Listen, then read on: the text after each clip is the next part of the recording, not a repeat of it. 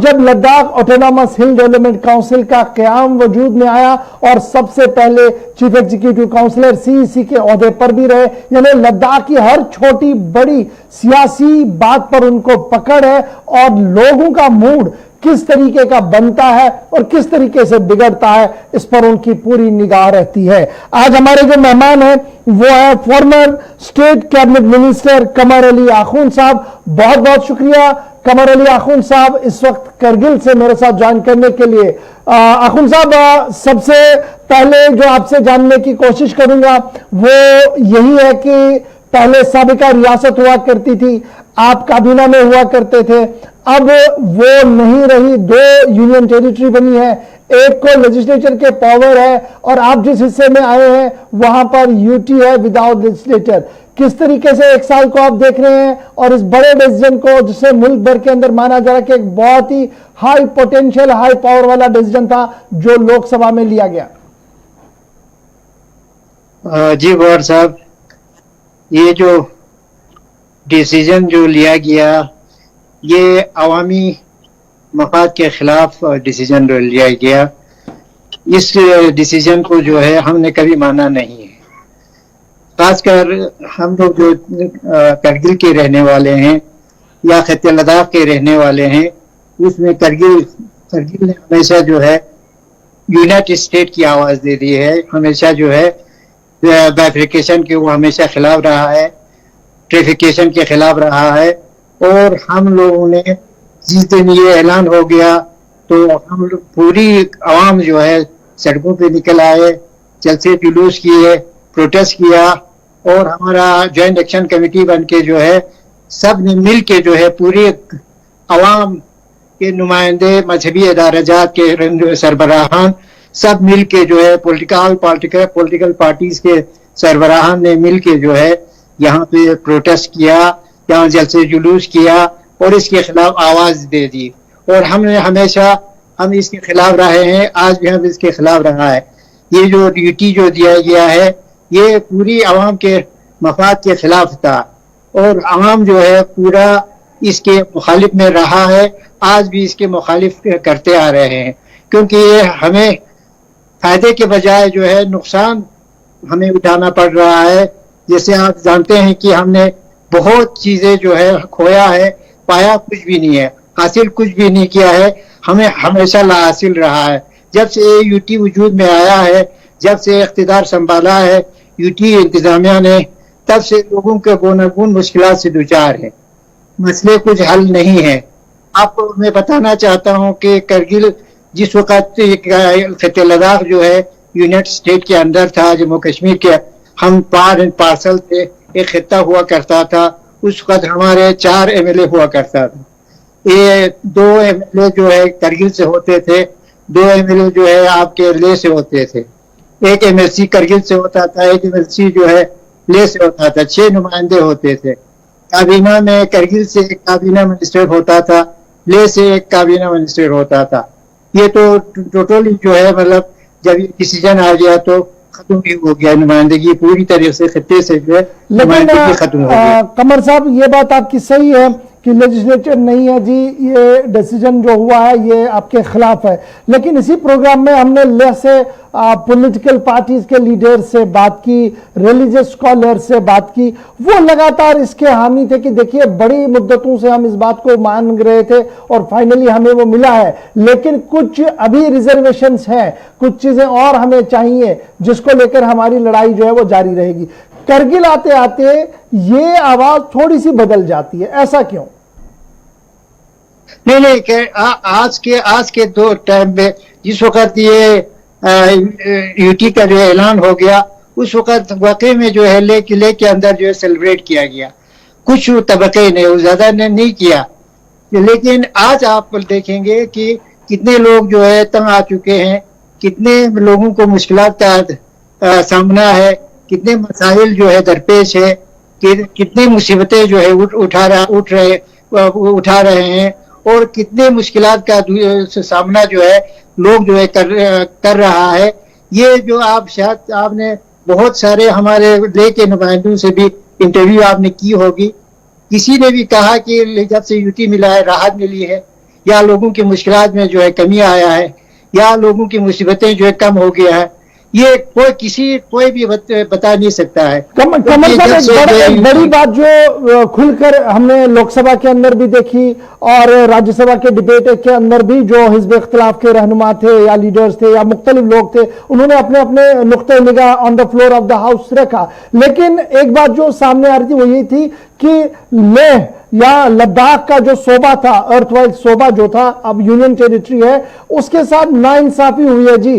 Politically भी नाइंसाफी हुई, और जब काम का मामला था, जब पैसे बांटने वाला मामला था, वर्किंग सीजन था, उसमें भी नाइंसाफी हुई, और न तो हम प्रॉपरली कभी मैनेज किए गए और ना ही किसी की नीयत थी हमें मैनेज करने के लिए। ये चूंकि आपसे मैं इसलिए ये सीधा सवाल पूछ रहा हूं, आप फॉर्मर चीफ मिनिस्टर के एडवाइजर भी रहे, आप कैबिनेट के अंदर भी रहे, आप कैबिनेट के बाहर भी रहे, आप सीईसी के चेयरमैन भी, चीफ भी बने, तो किस तरीके से इन आवाजों को आप देख रहे हैं?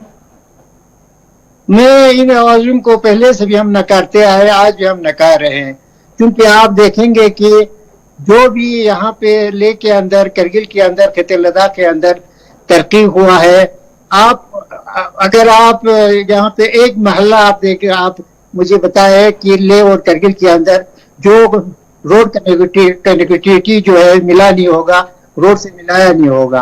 कितने स्कूलें यहाँ पे खोले गए, कितने कॉलेजेस आ गए, कितने यूनिवर्सिटीज यहाँ पे खोले गए, क्या यहाँ पे मतलब बेसिक इम्यूनिटीज के बगैर जो है कोई भी विलेज लेह के अंदर, करगिल के अंदर नहीं है।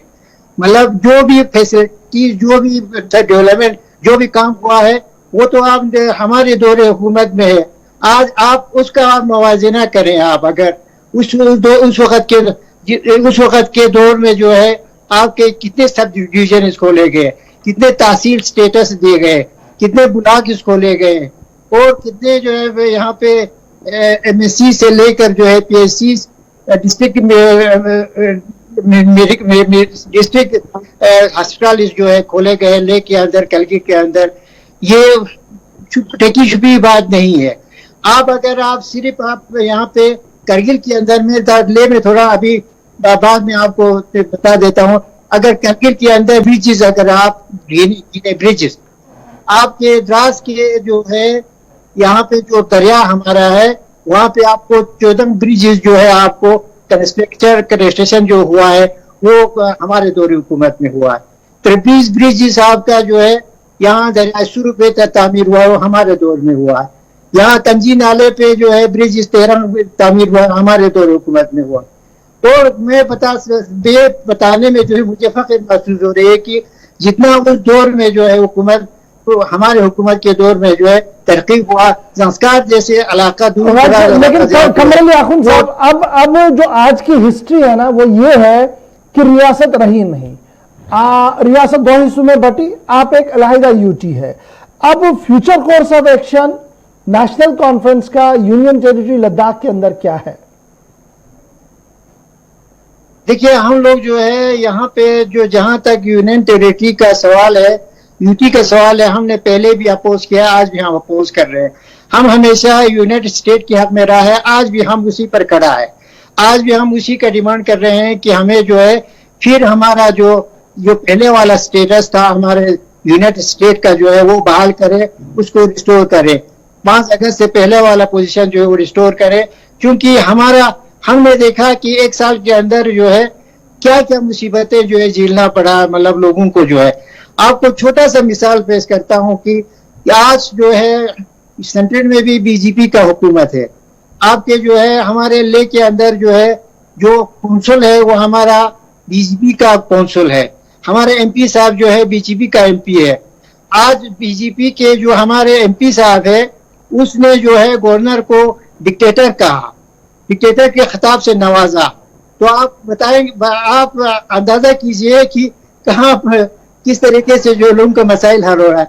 और हमारे जो आपके जो हिल काउंसिल के चीफ एग्जीक्यूटिव काउंसिलर के समेत जितने भी एग्जीक्यूटिव काउंसिलर जो है वो गवर्नर के ऑफिस के सामने धरना देना पड़ा लोगों के मसाइल के लिए जो है। तो आप इसी से अंदाजा लगा सकते हैं, उसी से जो है मेरा सवाल था उसका आपने जवाब दिया। कितना लोगों का मसाइल एक्शन क्या है, हल हो रहा है। जिस तरीके से मौजूदा निजाम है इसमें नेशनल कॉन्फ्रेंस क्या पॉलिटिकली खुद को वाइब्रेंट और एक्टिव रखेगी इलेक्टोरल प्रोसेस के अंदर लद्दाख के अंदर, या उससे बाहर रहेगी? क्योंकि आज नहीं तो कल वहां चुनाव होंगे हिल काउंसिल के, तो क्या लेह और कारगिल के अंदर एक्टिवली पार्टिसिपेट करेंगे या बाहर रहेंगे? गोयल साहब, हम बिल्कुल बाहर नहीं है, हम हर पॉलिटिकल प्रोसेस के अंदर है। हमारा पार्टी यहाँ पे मतलब पहले की तरह जो है मजबूत है, करगिल के अंदर है, और करगिल में जो भी इलेक्शन प्रोसेस होगा नेशनल कॉन्फ्रेंस अपने बलबूते पर जो है इलेक्शन लड़ेगा, पार्टी की संबुल पर इलेक्शन लड़ेगा, पार्टी के हाईकमांड के जो है यहाँ पे कामात होगा उसको अमल करते हुए काम करेंगे, इलेक्शन में हिस्सा ले लेंगे। कमर साहब, क्या मैं ये मानूं कि नेशनल कॉन्फ्रेंस के लिए लद्दाख के अंदर एक स्लोगन मिल गया जी, हमें 5 अगस्त 2019 की पोजीशन को रेस्टोर कीजिए, उसी पर आप चुनाव लड़ते रहेंगे, हिल काउंसिल के जो आगे पीछे चलेगा नहीं क्योंकि उसकी उतनी वैलिडिटी होगी नहीं, इसलिए आप इसको एक जिंदा इशू बना के रखना चाहते हैं? नहीं, हम लोग जो है देखिए मतलब इसमें जहां तक जो है ये स्लोगन का ताल्लुक है, ये आज का स्लोगन नहीं है हमारा। ये आज जो पहले तो 52 वाला स्लोगन था ना नेशनल कॉन्फ्रेंस को, अब तो ये नया स्लोगन आ गया है। स्लोगन वो तो 52 वाली पिटीशन ही भूल गया नेशनल कॉन्फ्रेंस। अब तो कह रहे हैं कि स्टेटहुड दे दो जी जम्मू कश्मीर के अंदर, लद्दाख आते आते आप कह रहे हैं 5 अगस्त को रेस्टोर करो। देखिए गोहर साहब, हम लोग जो है हमेशा जो है 370 के हम हक में रहे हैं, 33 के हक में रहे हैं।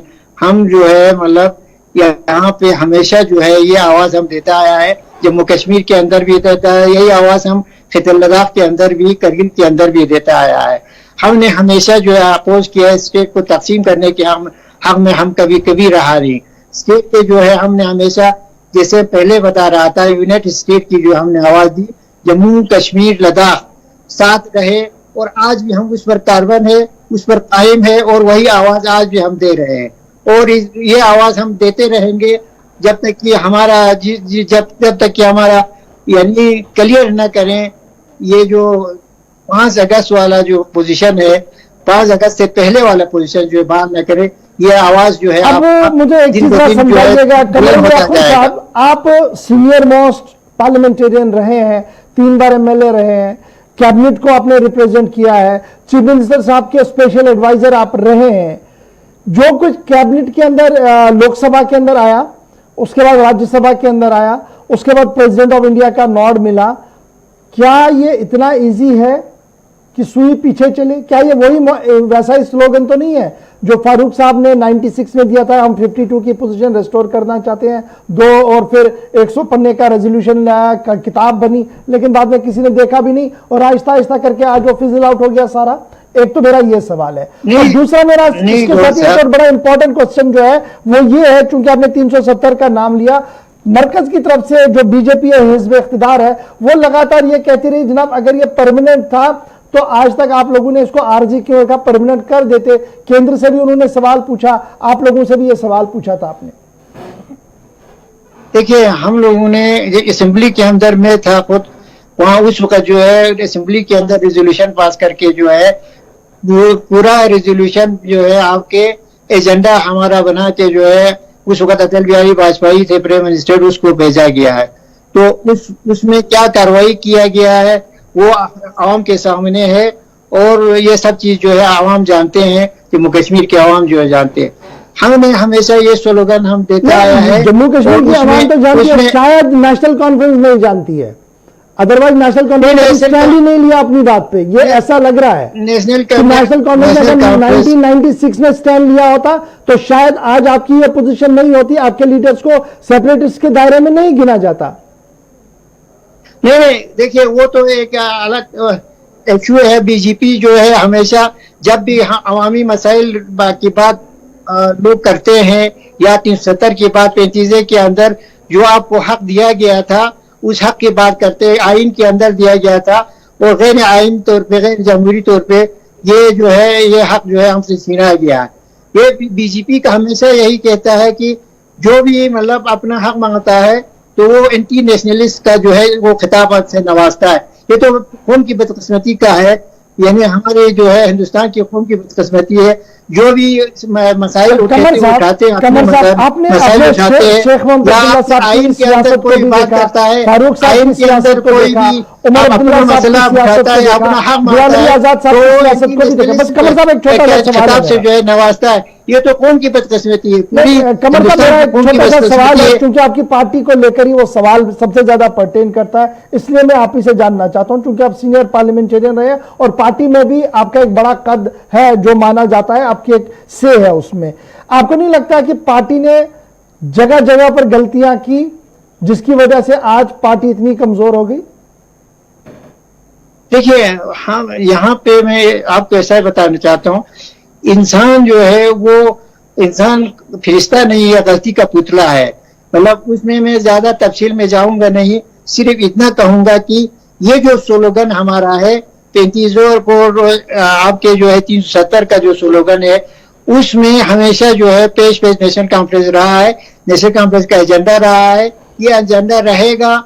उसमें जो है और हम लोग जो है यानी आइन के अंदर बैठ के ये सब चीजें बात कर रहा है, आइन से बाहर कोई बात नहीं कर रहा है। जहां तक अब मैं यहाँ पे अपनी करगिल और लेके खिते लद्दाख के अंदर आना चाहता हूँ कि हमने जब से ये यूटी मिला है, हमें स्टेट से अलग करके हमको अलग यूटी दे दिया, उसमें हमने क्या खोया है? देखिए, आप मैंने पहले भी कहा, हमारी नुमाइंदगी तो चला गया, उसके बगैर हमारा जो है तमाम प्रोफेशनल कॉलेज में जो है हमारे रिजर्वेशन होते थे, मेडिकल कॉलेज में हमारे रिजर्वेशन होते थे, यूनिवर्सिटीज में हमारे रिजर्वेशन होते थे, वो तो हमारे जो है बीएड कॉलेज में रिजर्वेशन वो रिजर्वेशन तो आज भी आपको मिलेंगे अगर आप प्रॉपर्ली मेंटेन कर पाएंगे, बात तो आज भी मिल सकता है। आपको फिर मैं बताना चाहता हूँ कि हमारे जो है बहुत सारे लड़के जो है केस में सेलेक्ट होके आते थे, हमारे केपीएस में सेलेक्ट होके आते थे। वो दरवाजा तो टोटली लद्दाख के स्टूडेंट्स के लिए जो बंद हो गया, आवाम के लिए बंद हो गया। कमर साहब, तो आखिरी चीज जो आपसे जानना चाहूंगा वो ये है कि क्या कमर अली आखून के सामने अभी ये सवाल है कि अपनी आइडेंटिटी जो है उसे बचाया जाए, क्योंकि लद्दाख की एक छोटी सी पॉपुलेशन है और दरवाजा बहुत बड़ा खुल गया है, इन्वेस्टमेंट के नाम पर लोग आएंगे, 10 तरह की चीजें लेकर आएंगे, क्योंकि वहां पर ऐसी स्थिति नहीं है जो विंटर्स में कोई रह पाएगा वहां। लेकिन फिर भी जो सिचुएशन अभी है, जैसे लेक के लोग मैं कंटिन्यूसली सुन रहा था, वो कह रहे थे कि या तो 6 शेड्यूल हमें दे दीजिए या फिर हमें कोई ऐसा डोमिसाइल लॉ दे दीजिए जिससे हमें प्रोटेक्शन हो और हमें लगे कि हाँ, मैं और मेरे साथ रहने वाले लोग, लद्दाखी लोग जो है ये सेफ एंड सिक्योर है। क्या वक्त का तकाजा है कि आप भी और आपकी जमात भी इसके लिए हामी भरे और आगे बढ़े? हमारा विकार, हमारा इज्जत, हमारा एहतराम, हमारा डिग्निटी उसी में मुजम्मिर है कि हम लोग जो है, जो हमारा पहले वाला पोजीशन स्टेट का जो है वो बहाल हो और फिर हमारी इज्जत जो है उसी में बहाल हो सकती है। अदरवाइज हमारी इज्जत तब क्या करेंगे आप? ये तो सुप्रीम कोर्ट में है ना, जब वो आएगा इसमें टाइम भी हम ये आवाज देते रहेंगे। हमारे जो है मतलब इंशाल्लाह पार्टी के अंदर, पार्टी के बाहर जो है ये आवाज देते रहेंगे। इंशाल्लाह इसमें हमारे आवाज में आप शेड्यूल 6 की हिमायत करेंगे या बाज़ाब्ता तौर पर कोई कानून हो डोमिसाइल के तौर पर जो आपको दिया जाए? क्या इस तरीके की आवाज आपकी तरफ से होगी, आपकी पार्टी की तरफ से? हम हमेशा जो है मतलब जो भी चीजें जो है करगिल के मफाद के अंदर या खिते लद्दाख के मफाद के अंदर आता है उसमें तो हम लोगों ने कभी भी ना नहीं कहा। लेकिन ये बात बिल्कुल साफ जाहिर है और हकीकत है और हकीकत पर मबनी है।